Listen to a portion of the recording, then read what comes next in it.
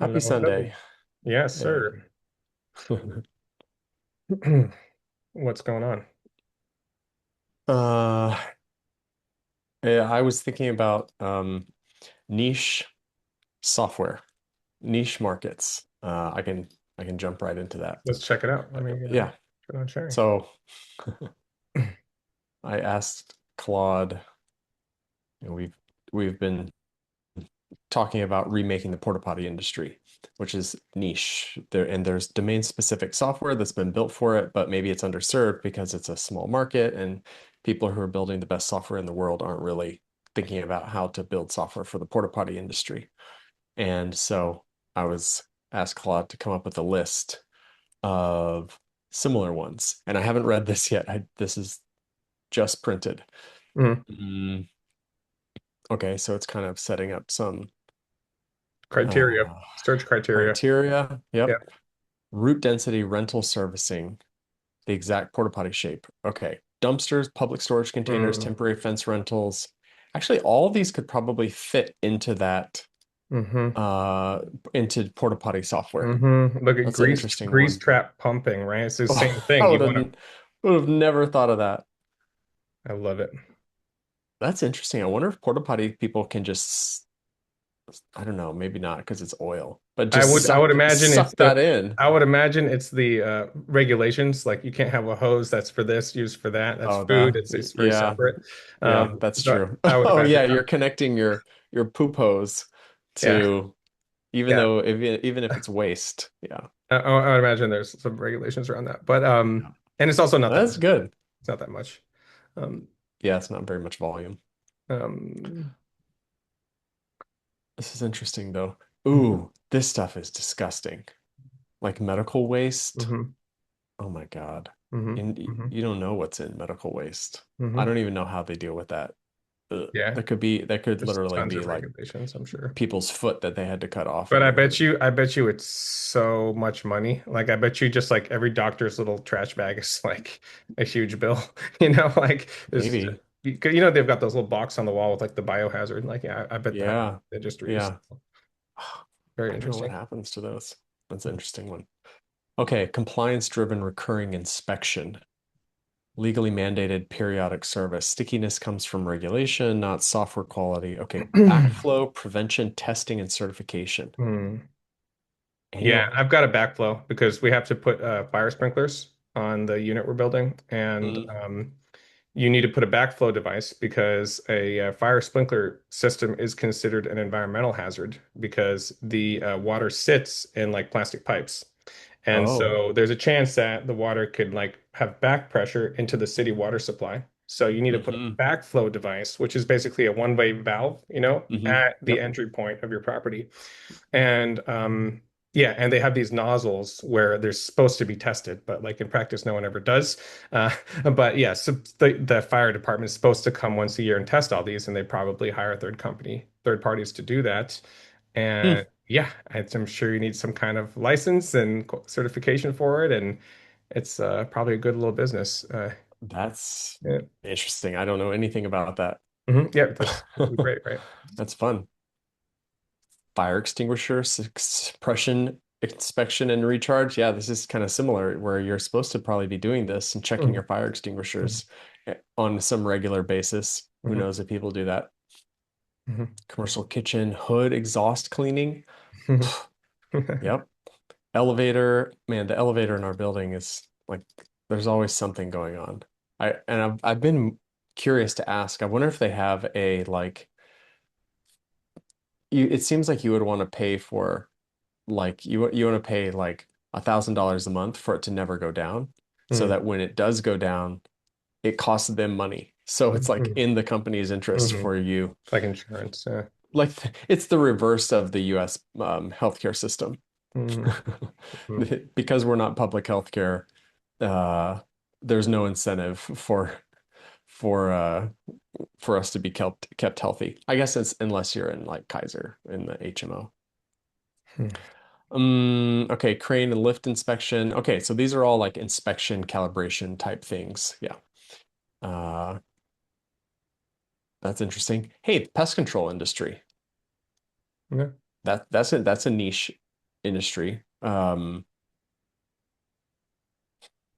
I didn't pay for it, but at our rental house, people are always coming by asking, or people are always somehow reaching out asking if they can do like a subscription to pest control.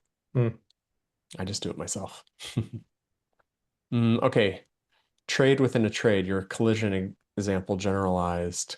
Collision, European import, EV, Tesla certified collision. Yeah, build software for EV collision companies. That's interesting, maybe niche. Mm, auto glass. Okay, so trade within a trade, fragmented high skill repair install where certification or substrate creates a defensible sub niche. Yep, yep. Mm, regulated inventory. Okay. Mm, funeral home. Funeral home management software. Cemetery and plot. Okay. That software to run a morgue. Hmm. Software, there's a software to run jails. There's a company that builds software that runs jails down the street from us. And every Oh, time I walk by, I'm like, I bet that company is printing money. it's like panopticon management systems. Mm, at home. There's been a lot of really interesting is it Casa home services startup? Yeah. Have you seen this? This is No. so cool. You can probably use this. They're at least in San Francisco Bay Area. Maybe it goes down to Redwood City. Hmm. Is this like Yeah. a TaskRabbit type thing or what? It's like $300 a month, and we understand your home. We learn and document every item, data point, serial number, so we can take care of your home with speed and precision. We give you the experts to care for it, and we help with everyday chores. Hand over the day-to-day small stuff like returning packages, scheduling your gardener, and remembering your utility bill. Those aren't very good examples. What? That sounds like stuff you need to do Yeah, how for a about the second home. actual work? Yeah. That's what I understood it to be here, like this. Like Uh-huh. clean out the gutters, install the NEV charger, deep clean the oven, clean the dishwasher filter, touch up the scuffs. Hmm. Expert handyman on the Okay, house. 1.5 hours. That's for $300. Okay, that's a pretty high rate. Handyman time every month. And you have Hmm. to use it or lose it. Yeah.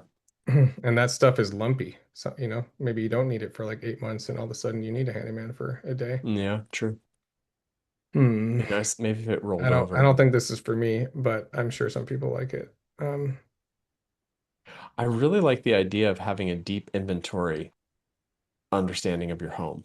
I would like this. I would just as a I don't know, a collector. I would love to see a list in my phone of every single item that was in my house or in that I own in various places. That would be interesting. And then I could be able to say, sell this, send me a box. I want to get rid of this, Well, or list this so that somebody nearby me can buy it. mm, There's tons of stuff around here and in our storage unit, in our two storage units and in our house yeah, that would be really nice to get rid of. that's true. Yeah. Oh, $200 a month. Okay. All right, a little better. Yeah. Interesting. That seems pretty cheap. Mm, assuming you're going to use 1.5 hours of time every month. Yeah, I don't know. Do you use is this a thing in California? I can't remember. Where you argue your property taxes every year? Yeah, it is It is, right? something that you can do. For me, I had to do it because it got reassessed while I was still in under construction but they reassessed it Mm. as like the full value as if it was Mm. completed. And it's Yeah. like, that doesn't make sense. And so I had to go through and see what their pricing process is. And yeah, that was actually one of the like top ranked products that the factory like discovery engine found was basically like a appeal letter automation. Yeah. Yep. Yeah. There's a couple of companies, Mhm. uh, Yeah, I've received like property letters from like tags. lawyers spamming people in the area here saying, "Oh, I'll help you do this and I can save you X a year and stuff." Yep. Yeah, it's a good thing. I've seen a lot of these. Look, here we go. Yeah. Advertising. Yeah, it could You probably be can just do internet. it yourself, but then It's a lot of work. they Yeah. keep like 30% of it or something. Yeah, exactly, exactly. But yeah, Yeah, I guess a lot of people have no idea this is even possible. So, I guess so. yeah. All But I feel like a right. lot of these like a lawyer would be the ideal person to like run that, you know? Because like yeah, Hmm? kind of want that like rubber stamp. Well, it could be an agent. Mhm. I mean, like a lawyer to submit it.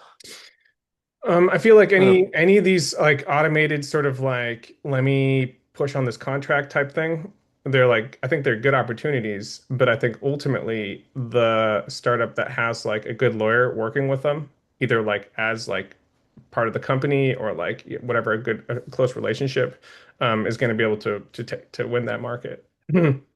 It's interesting when I went to that like 12 Scrappy Founders meetups. I think like three or four of those startups when it was like, what's your ask? Like, here's what I do and what are you looking for? Like a lot of them were asking, like, I'm looking for relationships with lawyers. Um, Hmm.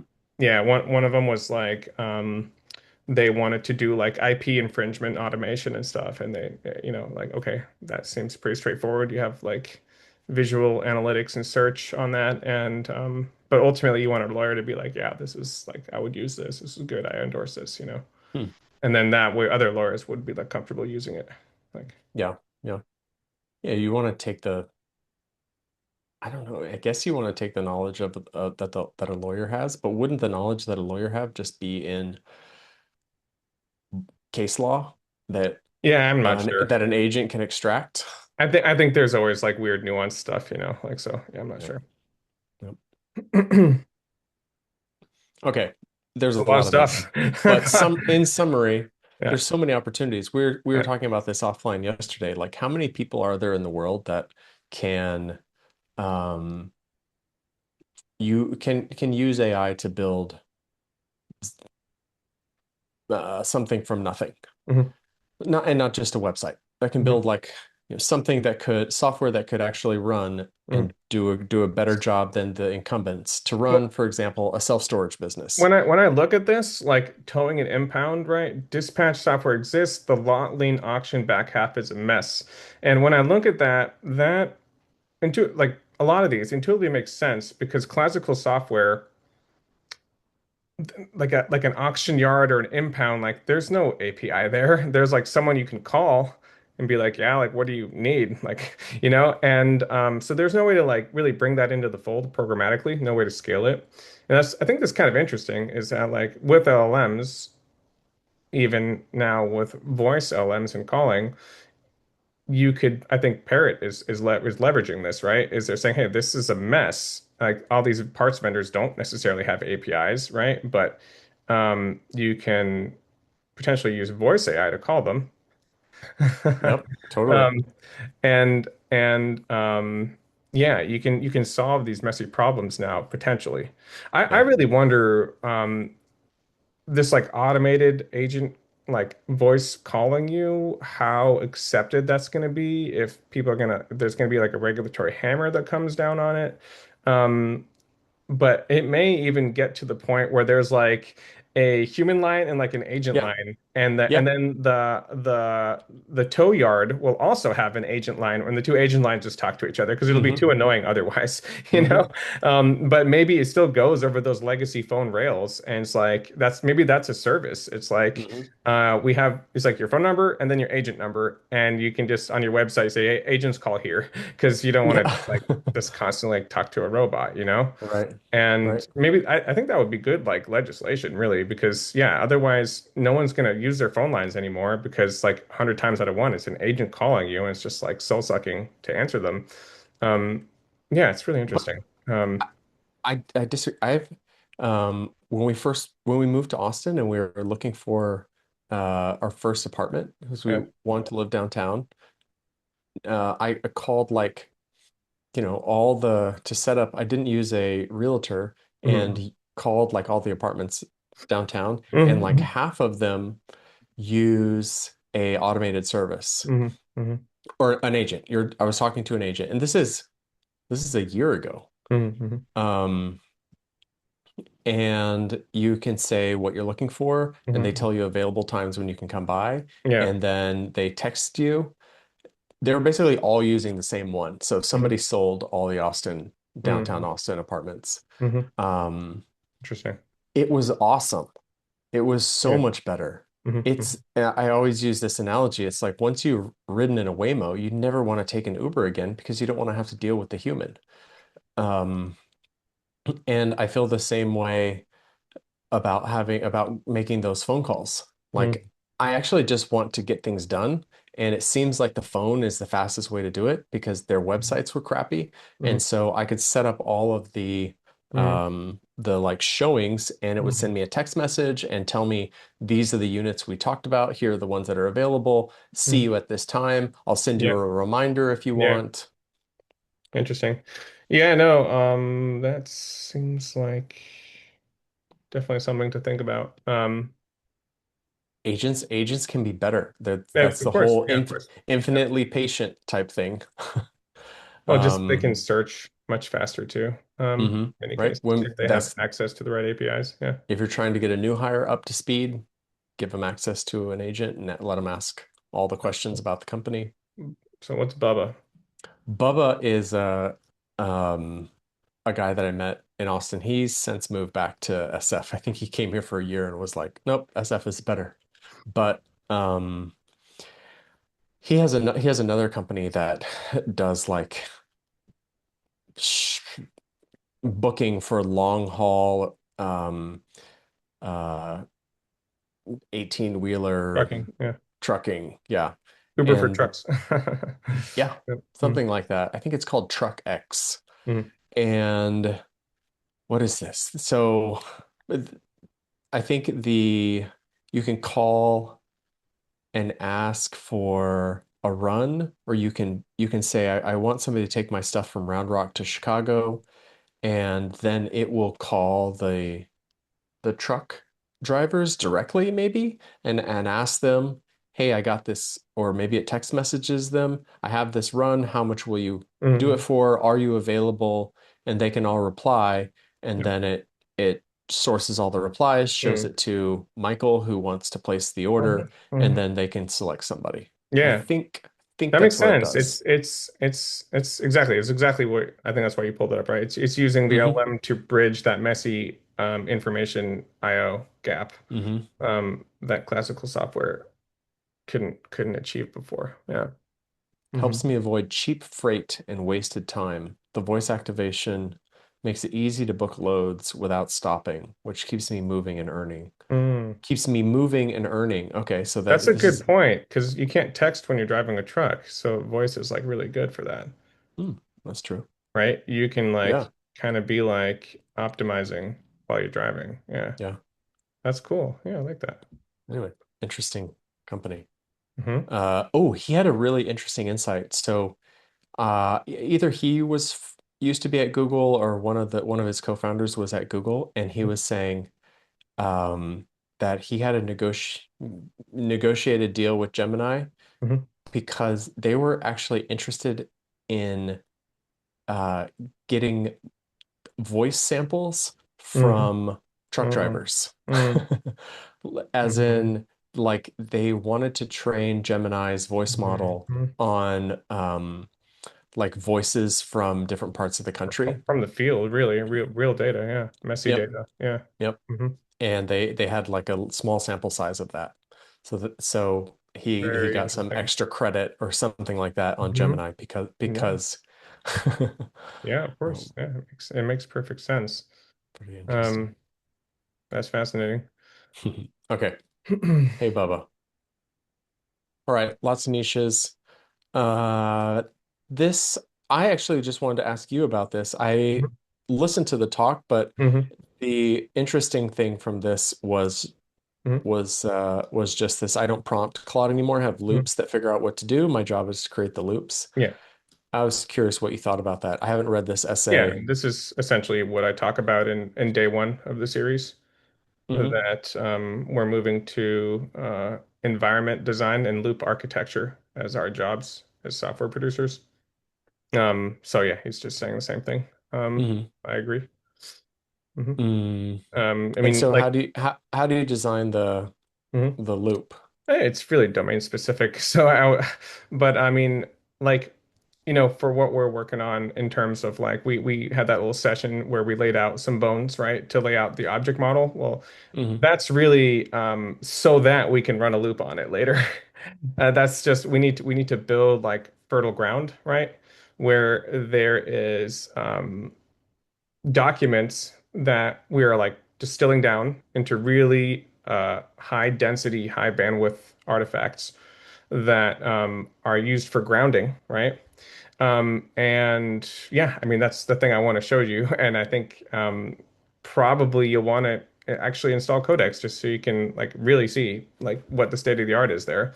Mm. I And did last night, by the way. okay, nice. Yeah. Yeah. Like you can do it with Claude, but you kind of have to beat Claude over the head a little bit to Yeah. like get it to do a Hmm. really like strong run.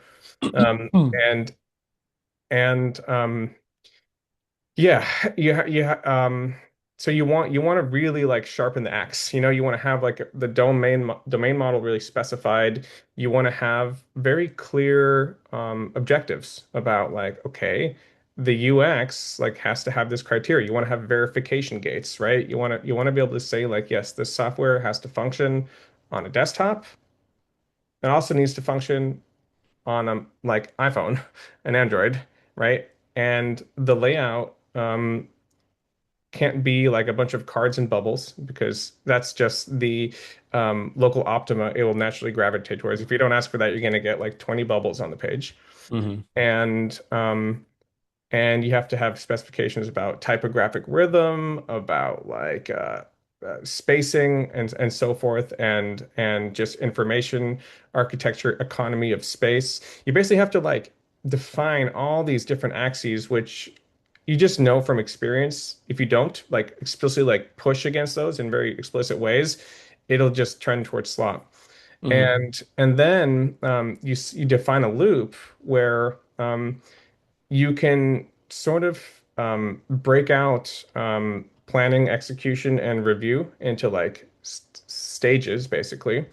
And I typically, there's no right, wrong way. This is what kind of works for me. And I typically define like frontiers Hmm. of different categories. So like one might be like operator ergonomics.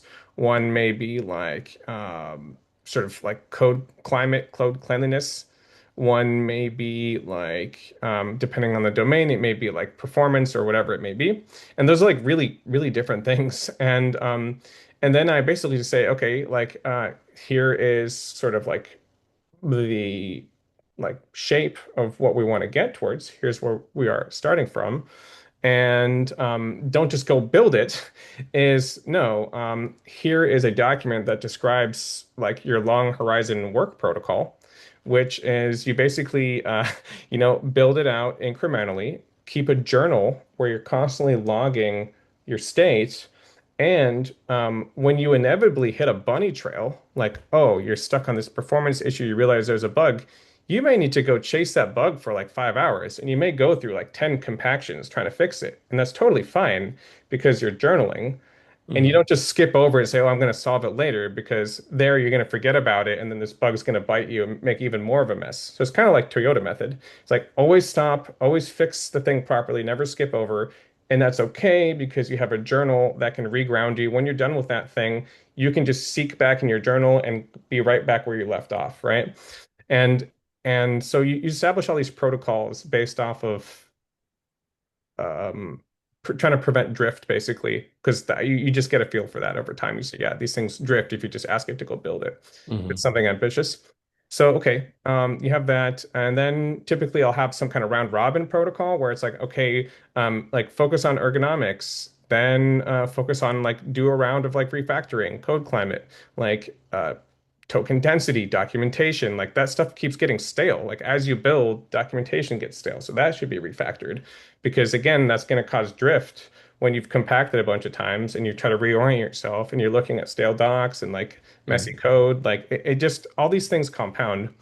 Um, and yeah, so and then you can even be specific and be like, okay,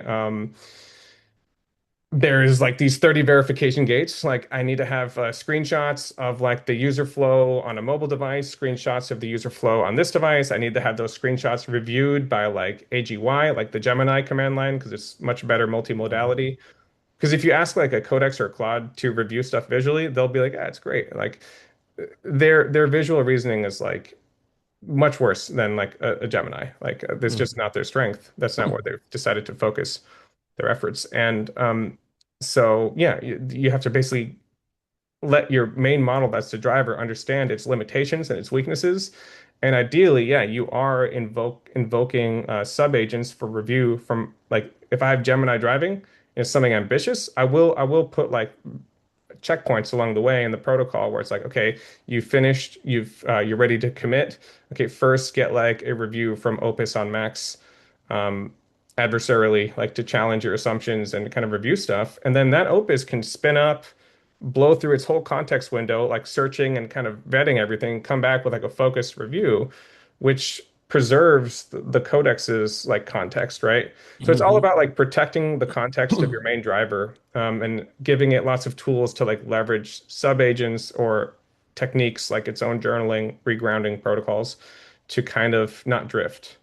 And so there's all that. So usually I'll have like a pretty clear like objective, which can be a big document with lots of verification gates. That's really the key. Hmm. Not like how necessarily how you get there, but like this is what needs to be true before you return control back. Hmm.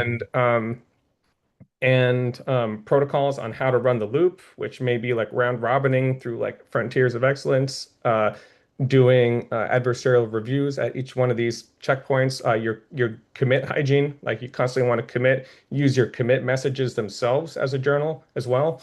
And so all that kind of stuff. And then the last thing, this is like really the secret sauce, is that you need to come up with a really good user message, because you don't just say go, because as it's compacting, the only thing that doesn't compact is your user message. All the history before it, you don't really have control over what happens to that, and it's like my long runs, they go through hundreds of compactions before they finish. So the Hmm. only thing that doesn't compact is your user message. And that's the only guarantee that you have. So there's like the agents MD, which I don't really touch because I want to constantly modify it. That just kind of describes, hey, you're in this repo with with this tech stack and stuff and this kind of high level DNA. But the user message is specific for that run. And I might spend like a couple hours working on that user message because it's basically in that user message, you can reference like, hey, here is like sort of the plan, like the design objective for what we're going Hmm. after, which has all these verification gates that might be like 10 pages. And here's another file that describes like loop protocol, but you really have no Hmm. guarantees if in a compaction, if it's going to read those. You Yeah. can't. You can hope, but it won't necessarily do it. So your user message should be a distillation of all that stuff because Hmm. you know that'll never compact. And your user message, it can be like 2,000 lines of text. It's fine. Yeah. And so what I typically do And do you once I'm use an ready, agent to help? iterate to Of get course. Yeah, that. yeah, yeah. Yeah. So Yep. once I'm ready, I've laid out everything else. I'm like, all right, I Yep. think we're ready to start. Now Hmm. let's design a user message. Hmm. And you have to be very explicit. This isn't like a start message. This is Hmm. like an evergreen context artifact that is specifically designed to keep you grounded through hundreds of compactions. It's Yep. not describing start now and let's start with this. It's not describing a sequence or anything like that. It's grounding on the core essence of what we're doing, and especially like loop protocol, and pointing back to those reference documents and making it very unequivocal that you should not return control until you've Hmm. like satisfied all gates. And also it needs to make explicit like what the agent's authority is, because they may stop and be like, well, I can't do this because this would be like a mutation and I'm not sure if I'm allowed to do that. So you need to kind of grant it, be like, yeah, and it's perfectly okay for you to run database migrations. This is still greenfield. You don't need to worry Hmm. about like this or that. Like give it all that context in the user message so that it can just like go, and Yeah. be like unequivocally focused on the ask. Do you And have user messages that you've used in the past that you're like this you is pull it in no, and then iterate on it? yeah, I mean, that's kind of like Ryan, you and Ryan are both asking about this. I do it pretty organically, so I don't have any automation around this. I think that I mean, probably you could have a template where you're like, okay, this is pretty good. Let's start from here, but let's modify it mm, for this one. I wouldn't be What model do you typically use yeah, to talk to 5.5 the extra high. Yeah. And I would imagine that in like codex's like memory, it's probably kind of internalized this pattern a Mm, little bit. yeah. Um, but yeah, I don't have any formal skills, or it's pretty ad hoc. Like I just Hmm. kind of want full there probably And is a template, you would generate that on talking to Claude on the web, generally codex, right? yeah. In generally in the repo. Like Oh, in the repo. yeah, Okay. Okay, so generally. then it wouldn't have memory. Well, there is. Yeah, you can enable memory, but it's local to your project. You can scope it. But so it I'm doesn't just have. saying, Yeah, got it. but in this case, It doesn't it's have like context of who yeah, my yeah, yeah. right. But that's typically all in the repo. Because yeah, so those kind of context downloads, I do usually seed projects like that. So like the design concept, like MD in there is probably like co-authored with like a ChatGPT or and a Claude, Hmm. like kind of arguing over it and refining Yeah. it. Because there may be like yeah more broader context that's infused in it. But yeah, like in the repo, just like me and you were starting to build, like Hmm. we're building a self-contained standalone context artifact in there. Like Yeah. it just builds up over time, and that's key. Yeah.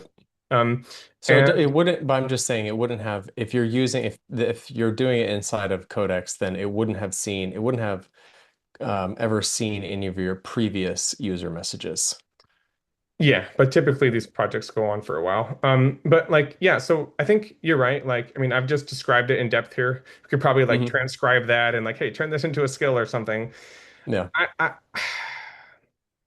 I think that my sample size is still too small. Like I've done this, I don't know, a couple hundred times now, and it's it's just very context dependent. To me, this is the Hmm. work. This is like the coding now. And I think little nuanced things really matter, and there's not like a boilerplate for it other than the general shape I've just described. And that may Yeah. change later. Like the GPT 5.6 comes out and maybe things behave a little different and some of the stuff is unnecessary or who knows. But How do you give Codex access to Gemini, for example? Hey, go use Gemini to yeah, do yeah. these So reviews. Is I that Yeah. So the Bitter CLI has like drivers for these other CLIs. So I have that, mm, but I did back away from it because Claude was basically saying we're not going to allow programmatic driving of Claude at subscription billing. So I was like, okay, if this writing on the wall is the other providers going to follow suit? They haven't so far. Gemini is also kind of unclear about it in their terms. So far, it seems like only OpenAI is the one that's like, yeah, it's fine. We're a utility. Like you can script it however you want. Your subscription's your subscription. So, but I don't know which way the wind's going to blow. So I've kind of backed off of that a little bit. So I just tell them to call AGY directly. It'd be like, hey, use AGY, which is the Gemini's. They've sunset Gemini CLI now. Now they're focusing on AGY, which is anti-gravity. And Hmm. say don't use this model to write any code or even to review anything. Just use it as eyes. Like it has way better visual reasoning than you, and you should use it explicitly for that only, and like kind of front end design, visual reasoning focused work, um, and nothing else. And Hmm. so yeah, it just calls AGY programmatically Hmm. with like read-only access and you know either feeds it screenshots or it tells it to go to localhost, whatever, and take some screenshots, poke around a little bit. But typically I like Hmm. my driver model to take the screenshots so that it can see it itself, do a visual analysis, and then pass that screenshot to AGY and it'll realize that like yeah this is different than what I saw, you know, and it kind of like reinforces the fact that it's like squinting at everything and doesn't actually know what it's seeing because they won't realize it on their own. um Yeah. And yeah your driver model if, for the last several months has been 5.5 or it's been yeah Codex. Not yeah when and did you switch especially from Claude? um, Or you never no really went over to Claude at the I beginning of the think year. yeah I think Claude was the best for a while, probably like around the beginning of the year, when a lot of people switched. I think like Opus 4.5 came out and stuff, and it was kind of like a step change. But then yeah, like GPT 5.4 like really kind of pulled ahead, and it was just kind of this like quiet release. Like, Hmm. and it was like I think only the people that are really like in the trenches were like, oh, this is like definitely better. And then 5.5 was like just it's I still think it's really far ahead at this point. Yeah. So it's interesting to see. And also they codified it. They have like slash goal, and then everyone's like copying them now.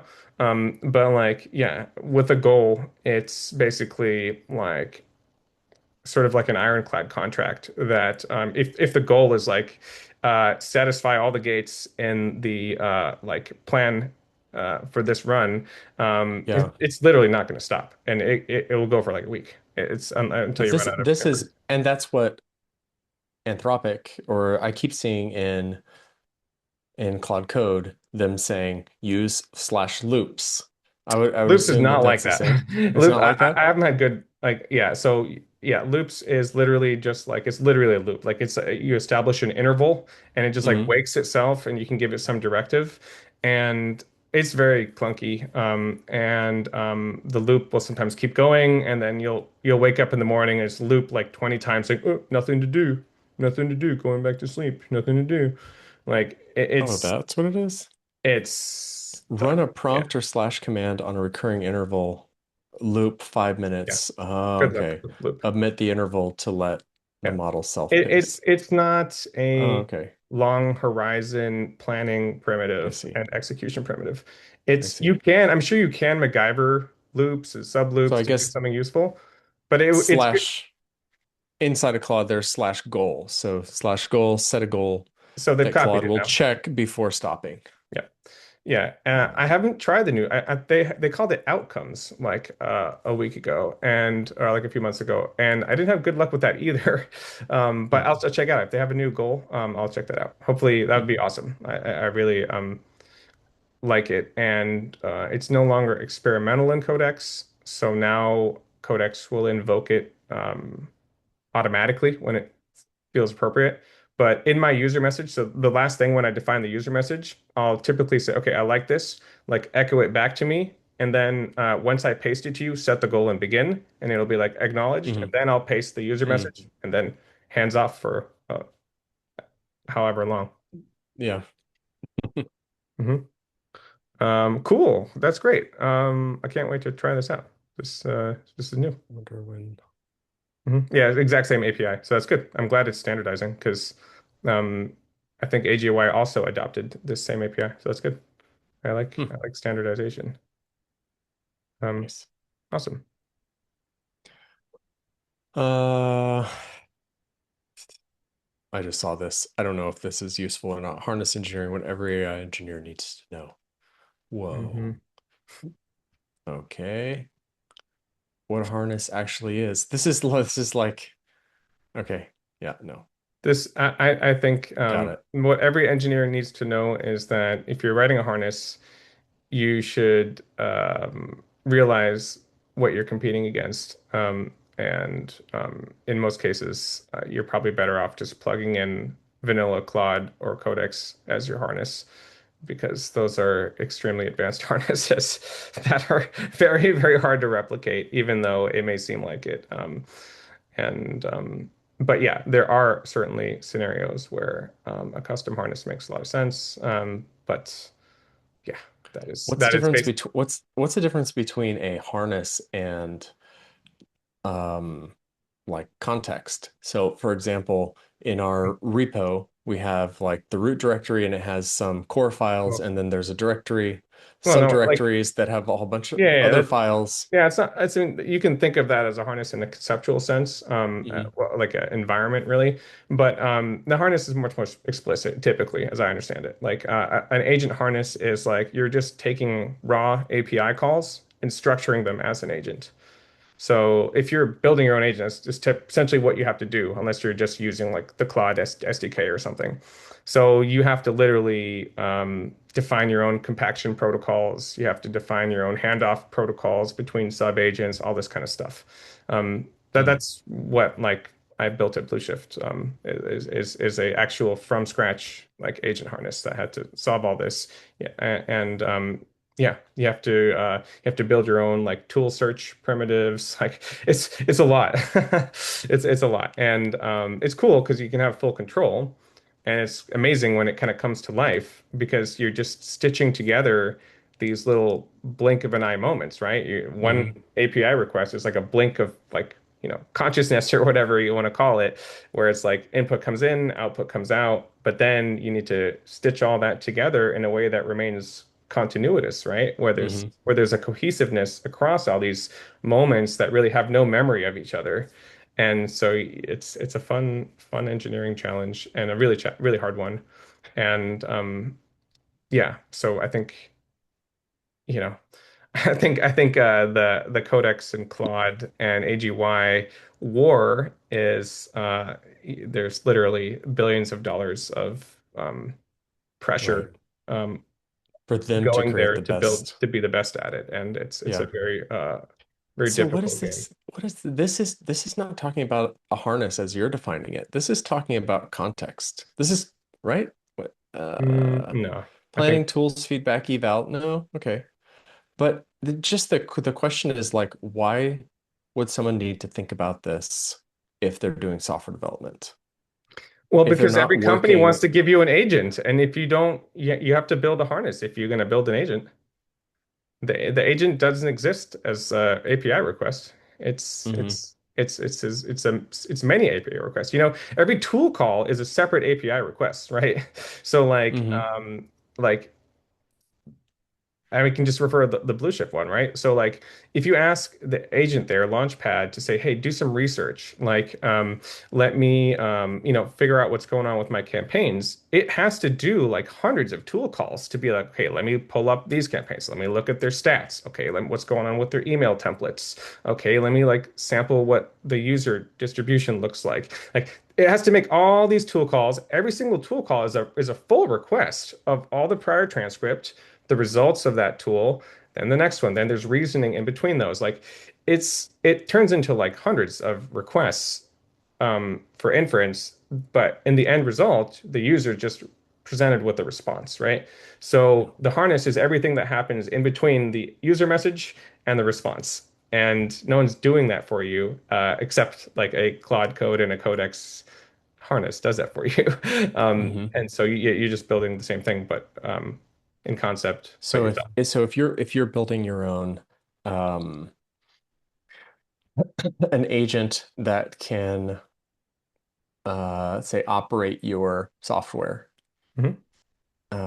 that a human can interact with, and it is very good at interacting with the porta potty software, for example, Hmm.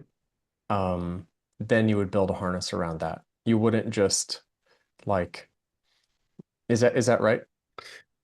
Is Potentially, that I think there's a crossroads here. So I think in many cases, having either like a really good CLI or a really good MCP server with mm-hmm, like a system prompt, which mm, could basically just be a user message. mm-hmm, Uh, that a Cloud Code or a Codex will probably outgun whatever hand-rolled harness you can do, Mm, despite you and your hand-rolled harness having more hooks and ways to guide it and steer it.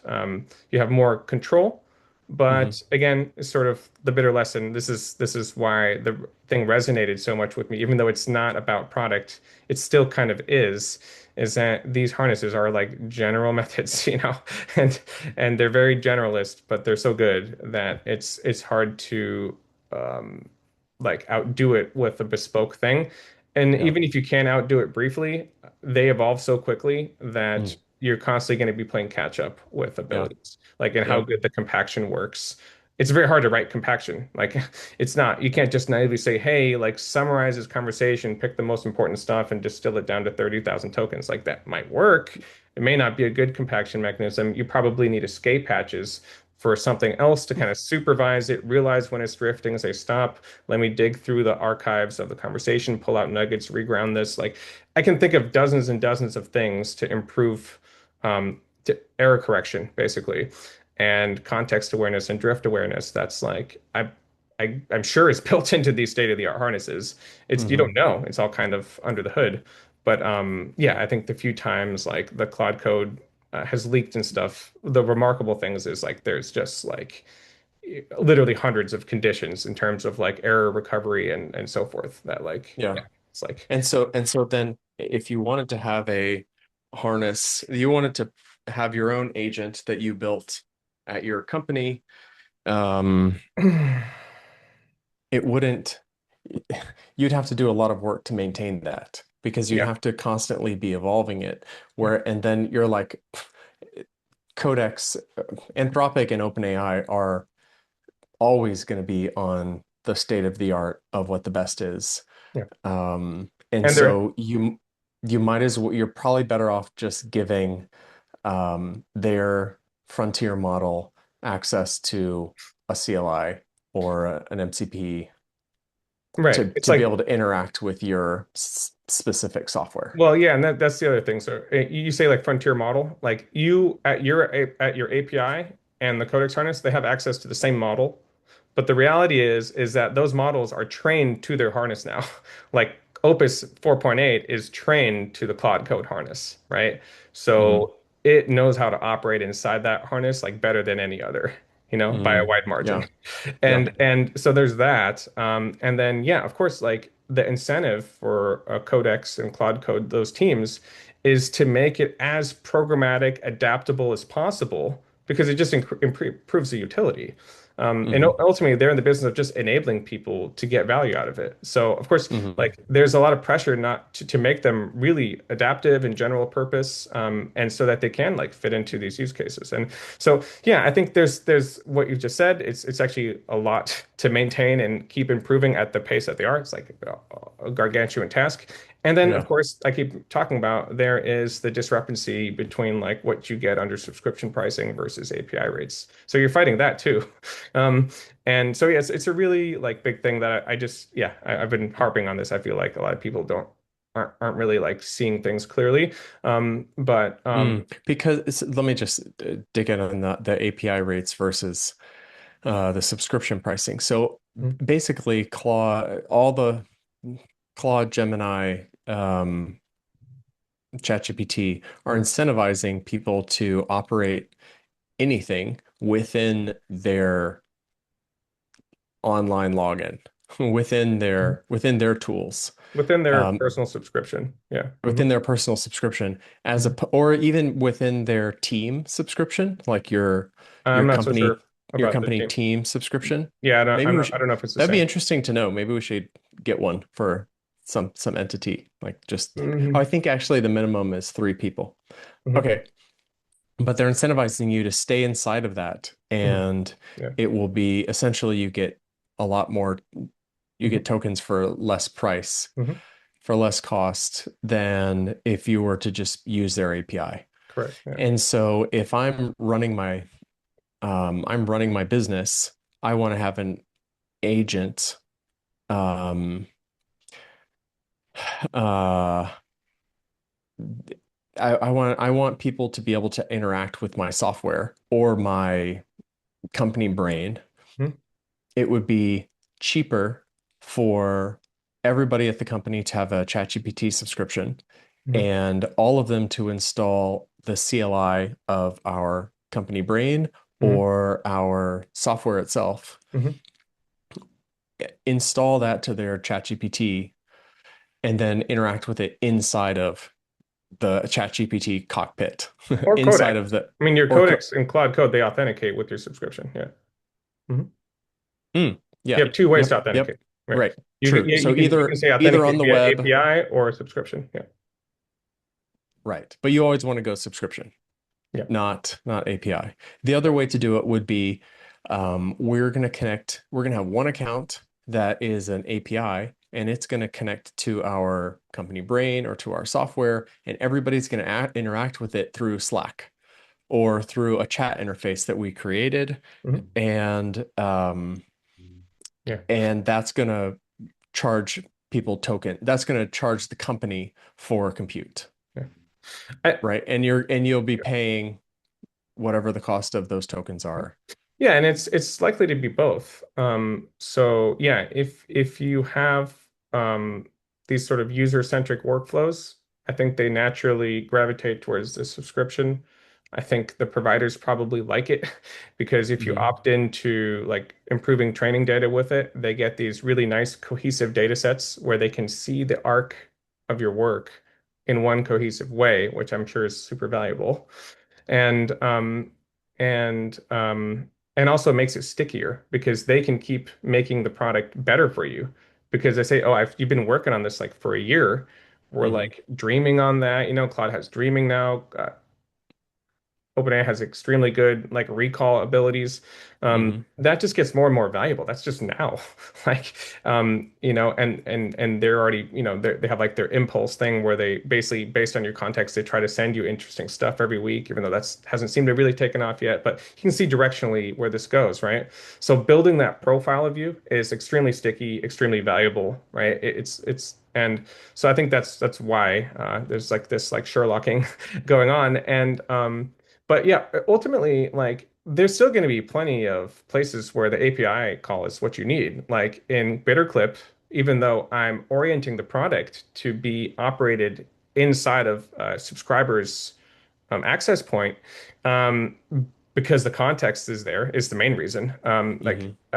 BitterClip's not like that inference heavy when you say, hey, take a look at this, and like it wouldn't be that expensive to use it for API, but it's just a nice side benefit. But the main reason is just the context, and just um, uh, but there's still inference I do at the API rates. So when I do diarization, when I try to do analysis to match like faces or transcribe stuff, I'm Mhm. making API calls, right? Mm. To Gemini and OpenAI, because that's yeah, that those are like utilities that are just like yeah, they're just like Makes functions in my sense. software basically.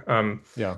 And so it's both. But yeah, I think conceptually, like a lot of people are building products now without an awareness of what I've just described because A, they're not in the trenches. They're like these they say we need an agent, and then it's just designed by committee, and like the whole committee is oblivious to these dynamics I've just described.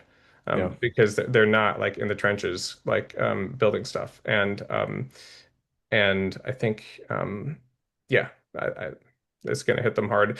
Or this will equalize over time because maybe it's just like a little bit of a land grab right now, and over time, yeah, there will just be pressure for it to equalize. It's certainly possible.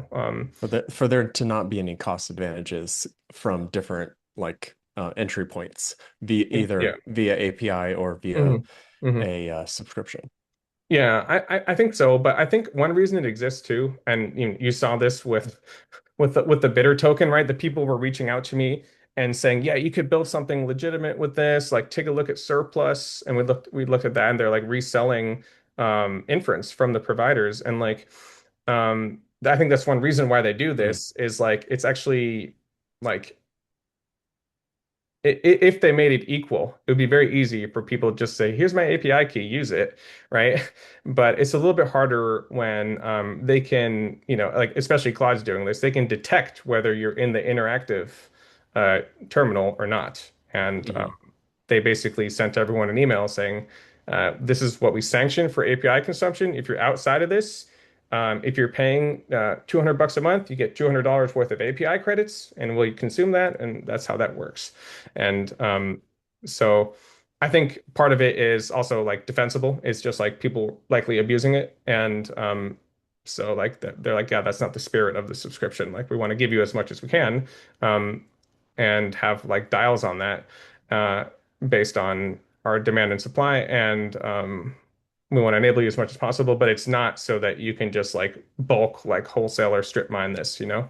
And that's not like the reason why we're giving you more in the subscription. So Yeah. I think that's sort of like the big picture in many ways too, is that there's Okay. an adversarial part. Yeah. What about using open? Well, maybe real quickly, can you what's the difference between open weight and open source models? Well, I think in a nutshell, open weights means the weights are published, but weights are essentially unintelligible. It's just a massive file of like numbers, essentially. Hmm. And so you can't really make sense of it. And so, yes, the weights are open. You Public. can Yeah. download them. There's some kind of license on them that you can use them for commercial purpose, etc. But you don't know how those weights were produced. That would be like an open source model where it's like, here's the training set data, here's our like processes of like curating that data and feeding it into the training loop and our post training and all that stuff. It would be like an open framework where you could literally reproduce something very similar by just like going through that And sequence. so when people run local models, Mhm. they're using an open source model, Yeah, open weights model right? typically. Yeah, like a DeepSeek or a Kimi or whatever. Hmm. Or a So, Gemma. right. Mhm. So is it when we're talking about using agents so somebody at their company, they either want an agent to live so that humans can interact with their application using an agent, using natural language. Um,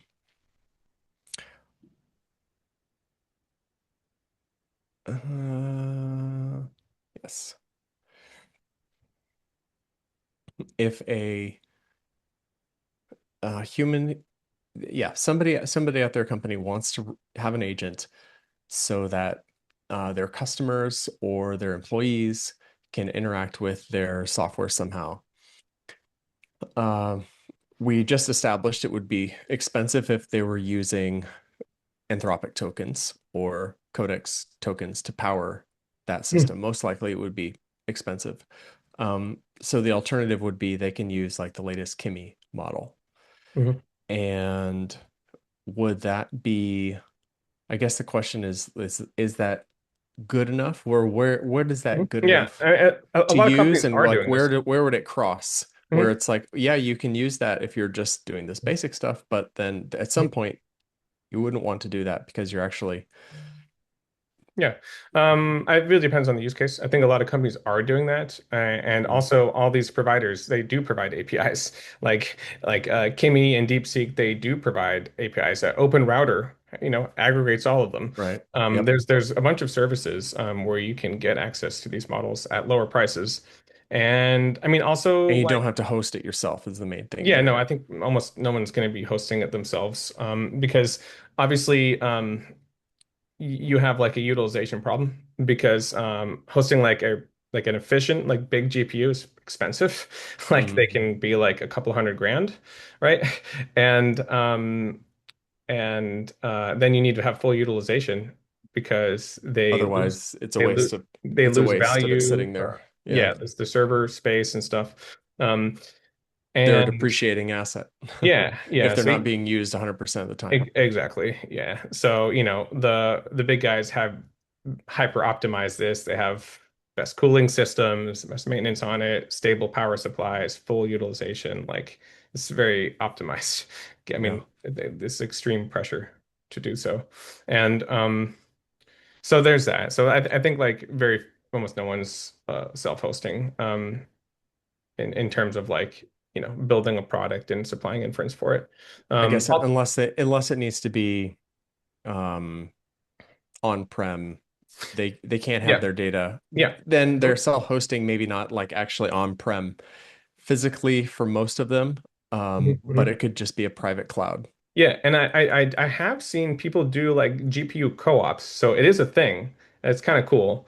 Is that yeah, you do just like go in on one of these big GPUs in a data center with a couple people, and you somehow pool inference and you get good utilization out of it. Hmm, But I that's think neat. you have to have that burning hole where it's like, okay, my product has a lot of traction. Well, I'm spending 200K on inference. If I do this, I can sh cut that in half. And okay, maybe hmm it starts becoming worth it to like spend some friction on making that work.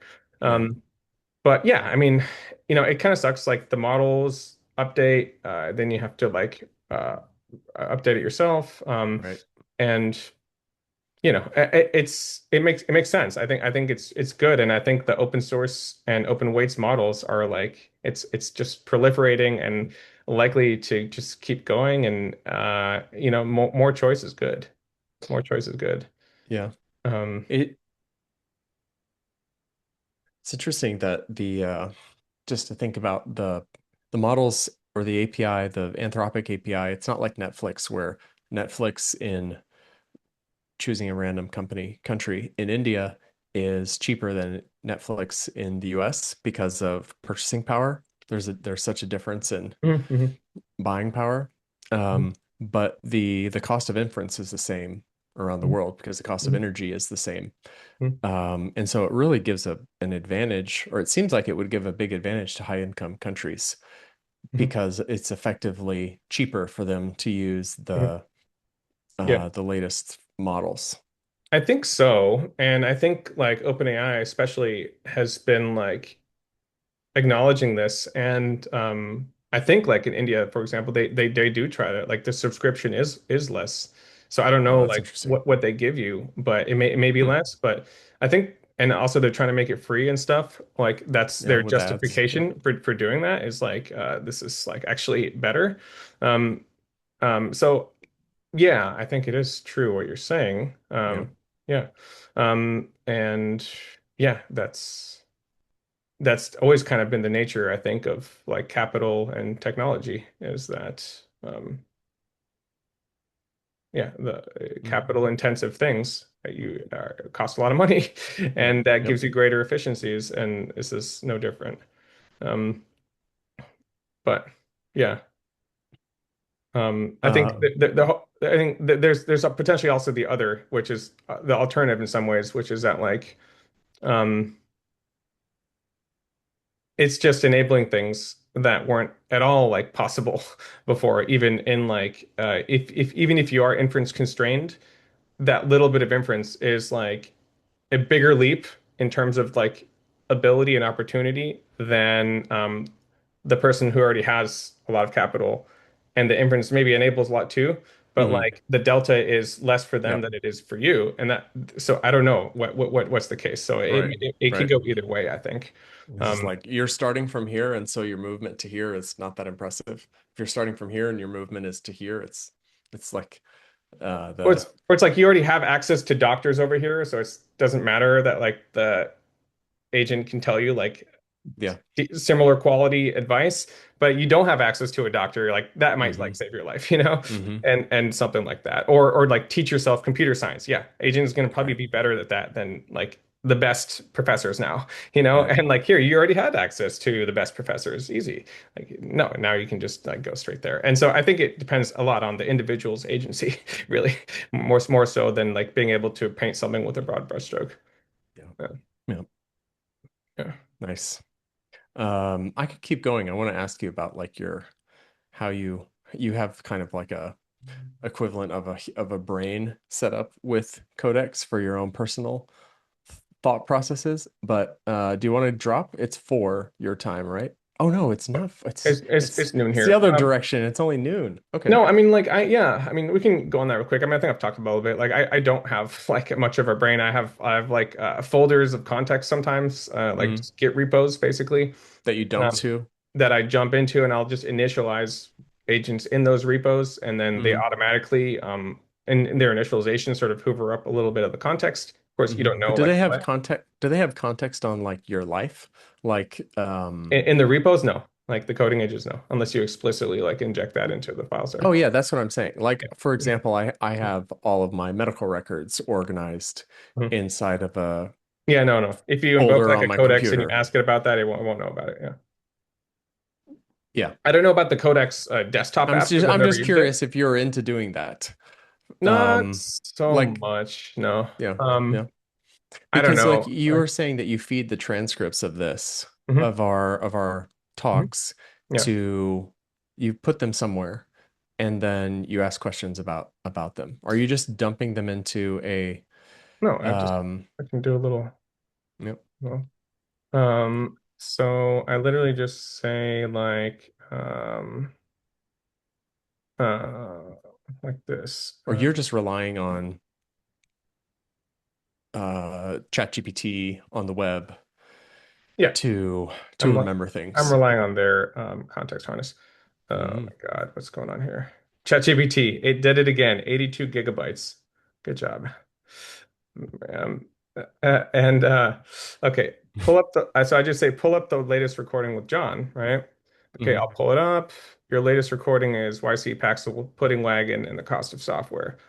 Yep. Recorded yesterday. Runtime 43 minutes. Confirmed. Has two moments and two clips already created. And then it sees the full transcript. And I say, okay, want me to open it in the editor and pull the transcript or surface clip? I said, yes, pull it up in the editor, please. Then here is And like, then it says, here's me ranting about Paxel. Yeah. hmm It says, look, analyze all yeah, looks like there's a bug here with the pause. It's hilarious. So, but yeah, so here's like some clips that have been selected. And one thing is like the UI is actually not this ugly anymore. One thing that is a bug in both ChatGPT and Claude, it's on like their GitHubs and it's not fixed yet, is that they don't bust the cache for this. So as you're building it, you can't like refresh it and see how it looks inside the provider chat until like the next day when they like roll over the cache. It's quite obnoxious. Because like this is like how the new UI looks, and this is already like published. But like you won't see it in here until like tomorrow. It's really annoying. Interesting. But yeah, so this is like a little viewer. Then there's now like you can go into the editor. So this editor is like inside of Claude, where you can like clip stuff and export it and stuff. But yeah, I mean the That's interesting thing epic. about it is that we can discuss the transcript. Be like, okay, like, hey, do you have feedback for me to improve for the next show? Hmm. And it might be like, yeah, you might want to tone down like your emotional ranting or something, like, or dial it up. Your Hmm. users love that. Okay, let me actually read through it. Okay, so now it's calling like transcript read, it's calling some tools. This is going to BitterClip. BitterClip is coming back with like a transcript like this, right? And the way I format it is that there's timestamps, so that makes it ergonomic for it to be like, oh, I like this clip because it knows I can just clip from 50 to 57 and you're saying this, right? So it's like a shorthand for picking out clips. Um, and then yeah, so it's reading, thinking, blah blah blah. Um, it's noticing some stuff. Okay, cool. I read through the whole thing. The kind your counsel would give rather than the kind that makes you feel good. Okay, let's bump this up. Some fucking tough love from Claude here. Okay, the thesis line is buried. The code is exhaust. Your user messages RIP is the single most quotable thing in the episode, and it's on message for everything you're building. But it's wrapped inside a 5-minute YC rage monologue with a lot of what the fuck, Gary, around it. The anger is real and can be a hook, but the signal to noise around the key idea is low. Next time, when you feel a money line coming, slow down and land it clean. State it once, plainly, then let it breathe. Right now, your best ideas are competing with your own momentum. Yeah, that's pretty good advice, I'd say. Talk time is lopsided. Yeah, this one it's 70%, 73% me talking. Um, you carry the vast majority. The generally great moments are almost all when John pushes in. talk to customers versus heads down coding trick questions. His ERP has lending rail insight. How many people can actually do this question? Those create tension and force you to sharpen. The agreement loops, are dead air by comparison. Considerably, consider deliberately leaving more silence after John talks, or even teeing him up to disagree with you. Yeah, and this is valid. I like to fucking blab. Um, Screen share segments don't clip. Um, Audio only, that's meaningless. Even with video, it's slow. Yeah, that's true. I kind of droned on about putting wagon. It's not that interesting. Um, the bad software stories are your strongest narrative clips, and you almost talk past them. Okay, we're talking about the horrible like Hmm. visa stuff. Hmm. Um, okay, and tighten up the front. Yeah, this is like we know Yeah. our Yeah. show is pretty unpolished. Um, It's just us hanging out on a video call. um, um, yeah. So anyway, so you That's can, cool. you can see it can kind of give you some analysis and The BitterClip interface inside of Claude is so cool. I've never seen that on any other, I've never seen that ever. But for it to pull in something, pull in like an app like that, and then be able to make it The actually SaaS full apocalypse screen. or the cost of software going to zero. yeah. Yeah, That's I know so it's cool. cool. And like I said, this spec just finalized in January, so it's like not in the training data, you know, like or Hmm. they're injecting like some manual stuff into the current models that Yeah. have cutoffs before this. Um, and so it's hard to work on because yeah, Yeah. they're like really fumbling with it, and the ergonomics are horrible. Like this caching issue is like uh, surprise. Hmm. It's both providers have the problem. So I don't know like what's up with that, but Yeah. there's probably some sort of constraint or who knows what's going on. But like I'm sure it'll be fixed soon. This I think yeah will get much better very soon. And yeah, I thought the fact that you can go full screen is kind of neat. That's Again, so cool. I'm like still working through like this. Now there's like scroll issues. Like I can't scroll down here. You need to be aware that this bar is like floating over it, and there's no reactivity. Like if I ask Claude to do stuff, it can't like modify the state of this right now. Yeah. So protocol isn't like hammered out. Like I'm sure there's many open issues in both Chat and Claude repos around this, being like, please, like we need a reactive, collaborative, iterative protocol for working on these surfaces together. Yeah. And I'm sure that'll happen. So I would be very surprised if by the end of the year there isn't like a V2 spec that codifies this stuff. And Hmm. I want to be ready for it because I think that's the most exciting thing is these kind of bespoke work surfaces that are collaborative that push beyond just a chat transcript, And I think that's Yeah. a really, really exciting frontier. What other services could you stick inside the chat interface? Because this allows things to reach so many, but it is hard to install them, I guess, because Um, because they have to be in the App Store mhm. essentially, Yeah, so and hard to get into the App Store right there's now. there's a gatekeeper function there, which is understandable because everyone else would flood it with junk. Hmm. So in some ways, it's just like Apple, right? That it's not that easy to get into the Apple's App Store. Yeah. And there's like if there's like 100 BitterClip products out there, but only five of them are good, then Hmm. there's like a recommendation problem where it's hard to know like which ones actually solve the user's need and so forth, and which ones are buggy, which ones are not. So I think this will all mature. But yeah, it's still like really early days and a lot to just iteratively manually figure out. It really feels like responsive web design when I first got into software is like there wasn't like a manual for it. The only way to do it is just like keep like iterating and trying stuff and learning. And so it's very, very similar right now, which is maybe good because in some ways it's like that's novel. And like the LM can't just pull up with a harvester combine and just like take care of it for you. So that means, it's there's less competition in that like this kind of development can't be automated easily.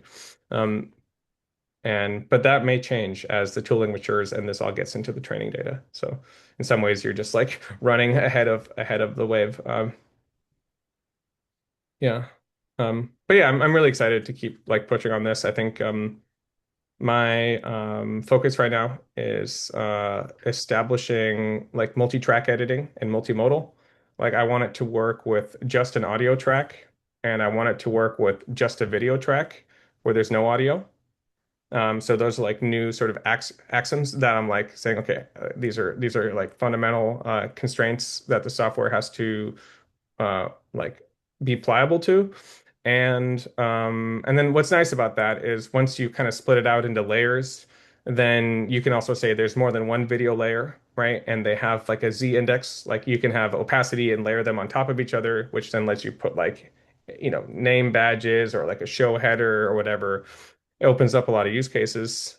You can drop the sunglasses down in like the crucial Yeah. moment and, Uh, and do stuff like, and maybe at some point it might be fun. I could just see it naturally, this opens up a lot of stuff. And then yeah. um and crossfade effects and things like this. If you're compositing multiple clips and yeah, like soundtracks, music, it just opens it up to other stuff. I want like if someone's making like paragliding videos, well, you probably want to lay like a nice soundtrack over that. And like would be kind of cool if it can also handle that, even if that's not like the wedge right now. I just see myself if I'm investing all this, I always like to stack functions and yeah, make it really general purpose. And it's so I don't know yet what it looks like, but I'm sort of scoping that out as a sort of like V2 of like the architecture. And yeah, I'm gonna give it a whirl. And if it doesn't like overcomplicate things too much, I think I'll lean into it and make that like a serious part of it. But I think for sure, like making it audio only, like first class, makes a lot of sense because as I kind of realized with your interviews with customers, recording them, transcribing them, diarizing them is like, and you're like, oh, I use granola. It's like, oh, I'm actually building a granola right here. Like it's not that different. And yeah, so that it just broadens the utility, I think, to just yeah, it's just a very general purpose media archival and manipulation platform that yeah lets you index media in different formats, lets you um, convert them into formats that are very legible to LLMs and gives you hooks for LLMs to operate them. And for now, maybe just selecting like clutch moments, but in the future, I don't see why compositing like montages and things wouldn't be possible. And so that'll just be like the next like hills to climb once I feel like the initial sort of MVPs are really solid. And yeah, the main struggle right now is just like the UX because it's really hard to get it to work right inside these MCP app windows, especially on mobile. That it's there's just no manual, so everything I need to do it through like very complex processes where I need to give my like coding models hooks into environments that are quite hard to reach, like inside of an iPhone, and debugging it and actually seeing like how the DOM is rendered in there Mm. Yeah. is like quite a convoluted path that you kind of need to like punch through. Yeah. And then you can kind of set up a workbench and work on it. And yeah, so this is all just very like Yep. annoying work. Yep. Um, Uh, just quick mention, the Acquired podcast, which is like yeah. amazing. I don't know what their rank is global, of all the podcasts, but I think they're in like the top 30. Um, getting like 500,000 to over a Mhm. million listens per episode. They are audio only, Mhm. and they use Descript. Mhm. So it would be interesting if it was possible to build something that was good enough where they Mhm. would not use Descript. Mm. Yeah, yeah, yeah. Well, I did already put together like RSS feeds. So BitterClip already does publish to RSS. So actually I haven't like really tested it, but yeah, I believe you can already listen to our episodes if you register the RSS feed in your podcast app. Mm. But I need to like verify that. But I built the Hmm. plumbing for it, but actually now that I realize it, I haven't tested it. Because yeah, that's right now I just have X, YouTube, and LinkedIn as publishing syndications. But yeah, I want to set it up so that it goes to all the different podcasting systems too. I wonder if you Why could not? train. So, like the acquired guys say that when they're recording an episode, their target is for it to be 3 hours, Mhm. and they typically talk for like up to 8 hours. Mhm. The two guys just in a single session, Mhm. and they do a lot of repeating things, and then they give it to their producer. The Mhm. producer cuts it to like 5 hours by Mhm. removing Mhm. Yeah. removing Mhm. sections where they repeated themselves on Mhm. Mhm. purpose to make it more Mhm. exciting or something like that. Mhm. So then it's kind of down to the narrative, the full narrative with all the little things removed. Producer uses Descript, Mhm. and then the guys get it back inside of Descript, Mhm. and they cut it more and more and more and more Mhm. Mhm. till they get to like roughly 3 hours. Mhm. Mhm. It would be interesting to, I mean, you basically have like a before and after. Like you have the 8 hour input and you have the 3 hour cut example. Mhm. Those guys would have like the training data Mhm. on that That's true. of what kind of stories stay in, what kind of things get cut. Hmm. That's a It good would be point. it'd be amazing for them to be able to say, here's the 8 hour transcript of our new episode on the Hmm. making of the Chrome browser. Here's 8 hours, cut it to 3 hours, Hmm. and see if it Hmm. d does a Yeah, great that's a job. really good point. And it does it would lend credit like in to like a Descript that like this is a good data flywheel that they have because they have what you're talking about. They have raw recordings and they have like the sanction output that was published, right? Hmm. I assume they have syndication features in there. That's a pretty like a clear funnel and signal. And ideally, you even have all the operations that it happened to get there, Oh yeah. um, and Yeah, yeah. which I'm Which doing. you would, because you'd be It, doing it. Somebody is in the Descript doing it manually. well, So, I don't know how it works in Descript, but in BitterClip, it is a append-only operations log, so you can undo all the way back to the origin. yep, So I do have that on our end. yep. So yeah, but I hadn't even thought about that. Yes, that is like a really powerful data flywheel. Eventually, especially as models improve, your data set improves, you could mine that and leverage that heavily. To start with, just in your prompts of how you like instruct, Hmm. like if you want to, like I think in Descript they have like underlord, which is like okay, we'll like clean it up and remove ums and Yeah, stuff. That's like what it does. yeah, It kind of preps it for editing. So yeah, I think there you have a lot of data because if it's doing it in a bad way, users probably notice and like undo it or whatever. And yeah, that makes sense. So you don't get that flywheel unless you start it. And one yeah. thing that's Well, but similar. somebody acquired people Mhm. could bring it in. They might not be able to bring Oh, in all sure, the actions, sure. but they could bring in the before and after Mhm. transcriptions. Mhm. Mhm. That's Mhm. kind of at least a start. Yeah, yeah, exactly. And it's also like you may have the data, but in reality, a lot of people don't use it. Yeah. It's like this afterthought. There's all these burning problems. The customers are asking for X, Y, and Z. You allocate your team priorities based on that because it's like what's obvious. And you may not realize that you've got this treasure trove that you actually could be focusing on as an opportunity cost. I see that I think a lot of places and there's but yeah, no, you can do a lot with just some focus and a few artifacts. So like one thing I asked Andrew to do, Andrew Williams, strength and conditioning, I believe is his website. Hmm. um and I asked him to write a visually diarized transcript of his training session, like because he has a lot of dialogue with his customers when he's doing them, so it kind of already works because he's constantly like verbalizing everything. So like you can still kind of infer a lot from that. But I want to like stress test. I'm going to take his samples he's given me, strip out the audio, and I want to get a visual diarization that like achieves essentially parity with his manual one. I was like, hey, can you spend the time, like, Hmm. go through this 1 hour video you sent me and describe it with like timestamps how you would want it to come out, right? And so that's going to give me like a really good like Yep. verification artifact to like Yep. work towards.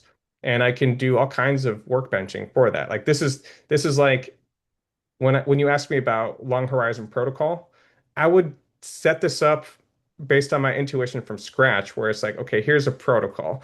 We have a ideal artifact. We have an input source, right? And now let's split it into tracks where we can like red team it and blue team it and green team it. And these teams have like different access of information. Like this team may be able to see both sides of it. They like see the artifact, they see the ideal for source endpoint, and they design an algorithm that tries to get there with like total information. This team doesn't get to see the endpoint, but it sees like a conceptual description that should get you to something like that, you know? And Mm. then this team has like none of that. And it just has like an ask of like, here's a visual input, like narrate it like a director would or whatever, as cleanly as possible and general accurately as possible. Like whatever. You might have three different tracks, and those tracks you might ask them to like churn like 100 times and be like, keep a journal, keep like applying search and learning towards this, try different ways, like research the state of the art, blah blah blah. And then ultimately you'd end up with like three different algorithms that produce these transcripts and then start to compare and contrast. Like I'm just winging it. Like this is an example of like a workbench where I would intuitively be like, yeah, that could probably make some progress. Yeah.